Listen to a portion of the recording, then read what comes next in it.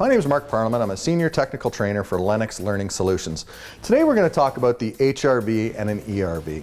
And you look at me and say, Mark, what is an HRV? Well, an HRV is actually what we call a heat recovery ventilator. What happens in a lot of our northern climates is, in the wintertime we sit there, we want to keep the house warm, so we shut up all our windows and doors. And part of the issue when we shut up all our windows and doors for 6 months out of the year, I mean, I'm from Canada, we get ice and snow a good 4 or 5 months out of the year, is we need to exchange air. When we don't exchange air, we have issues like black mold showing up and all sorts of other things. So we want to make sure we get those air changes built into the house. And rather than opening a window where we just let that absolutely ice cold air come into the house and make our furnace work much harder than what it is, we've actually come up with something we call a heat recovery ventilator. And basically what a heat recovery ventilator is, it's like opening the window but also exchanging the heat as we go out. Because what normally happens is on the top of it here you can see we have a bunch of outlets hooked into it. What we would normally do is we would hook up flexible duct that would take air from outside and bring it into the unit. We'd have another one that takes air and puts it back outside. And then we have areas where we actually pull air in from certain places within the house and we redistribute that air that we've brought in from outside and we put it back into the house. Where we try to take our air out of the house in most cases if we can is we take it out of our moisture producing areas, bathrooms, kitchens, laundry rooms, anywhere where we're going to have lots of moisture being built up. We want point of source removal of that air. That's not to say I can't turn around and put an HRV onto a system where I don't have those point of source places already installed. So I can take an HRV and I can put it onto an existing ductwork system. I'm just going to turn around and take air out of the return air and I'm going to send it outside and I'm going to put air back into the return air in order for me to exchange that air inside of it. And you say to me, Mark, how is that possible that it can deal with the heat as well? Because inside of it, what we've got inside is something we call the core of the system. And really what the core of the system is exactly that. It's a core that allows air to pass across it. In other words, it's a small heat exchanger. We have two pre-filters that are put inside that are going to filter all the air that's going into the unit and any of the air that's coming back into the unit to go outside. We're going to pre-filter those first.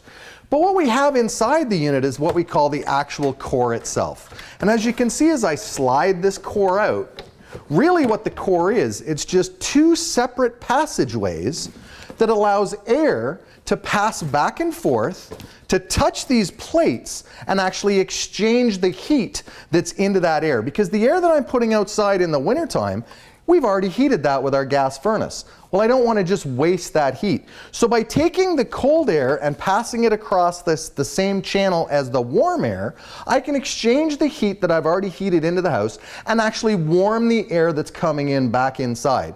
And you say to me, that's great, Mark, so I've exchanged the air. What's that going to do for me? Well, the nice thing about that is the fact that in the wintertime, we can actually reduce humidity inside the house as well. Because the colder it is outside, the less amount of heat or less amount of water is in that air. So I take that dry air, I bring it inside, I pass air across it, so I heat that air back up, but I don't change its humidity level. Now I take that dry air and I mix it back into my house, and my overall heat or my overall moisture content inside my house goes down. It's a great way of doing it without having to worry about it. But you say to me, Mark, that's great, but I don't live in the north. I live in the south. I live where it's humid all the time, and we run air conditioning all the time. Well, that same principle happens. When I close up my house, I don't get the air inside my house exchanged the way I want to. In your case, we're going to sell you what's called an enthalpy recovery ventilator, or an ERV. And an ERV works almost exactly the same way as an HRV does. The only difference is the core inside of it, where this one is made as metal and it won't let that moisture go back and forth. In an enthalpy recovery ventilator, we actually take and put a membrane in there that's going to allow that humidity level to change. Because as I bring my warm air in that has a very high humidity level into it, and I pass it across the cell of the air conditioned air that I'm putting back outside, I can actually dry that air out, or I'm going to transfer that humidity to the drier air that's leaving my house so I can take the humidity out of it. It's what we call an enthalpy recovery ventilator, or a total heat recovery ventilator, because what it does is it deals with both sensible and latent heat. Where in HRV, it's really just dealing with sensible heat. it's exchanging those airs. So when it comes to maintenance on an HRV, really what I want to do is at least once a year I want to take this core itself and I want to submerge it in water. I want water to be able to pass across it and clean out any air passages that are inside of it. I'm also going to then let it sit and dry for usually about a day and a half to 2 days to make sure it's good and dry when it comes in. I'm also going to notice that where I've got the arrows where it says up, I want to make sure that points up. I'm going to look at these tracks and I'm going to get all 4 tracks to line back up as I slide the unit into place. There's ones on either side. And it can be tricky, so for one guy, and some of these are usually put in places where it's really hard to get at, you just have to make sure everything lines up properly for you. It sits in place, we line up the 4 corners, grab the back of the unit, and slide the unit into place. You want to make sure it's set really well.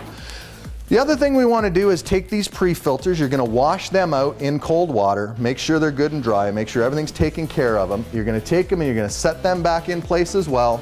You're going to slide them back in place so that everything's there for it.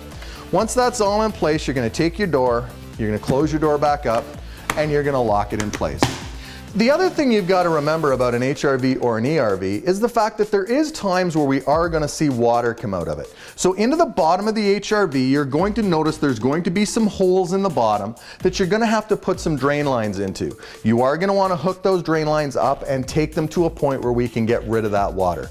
We also want to make sure that whatever we do in our drain line, we make sure the drain line's trapped, and what we normally do is just take that clear plastic hose, put a big circle in it so that the water traps inside of it so that it can drain out properly. But really when we talk about an enthalpy or an HRV system, you want to sell them, everybody says to me, Mark, they don't work in our area. There isn't an area in North America that an HRV wouldn't be a benefit to the homeowner. In places where we have high humidity levels in the wintertime, the HRV will deal with that. In places where I have, where it's nice and warm and I'm running my air conditioner all the time and I'm trying to dehumidify my house, my enthalpy recovery ventilator will work for you. So no matter what you do, anytime we want to talk about fresh air in the house, which is one of the key important ingredients when we want to talk about a healthy climate and a healthy home, is making sure we get proper air changes. And if you follow ASHRAE standards, an HRV or an ERV is the way you're going to want to do it. So, looking at your homeowners and figuring out where to go, where you can help them out in the grand scheme of things, try to look at an HRV or an ERV.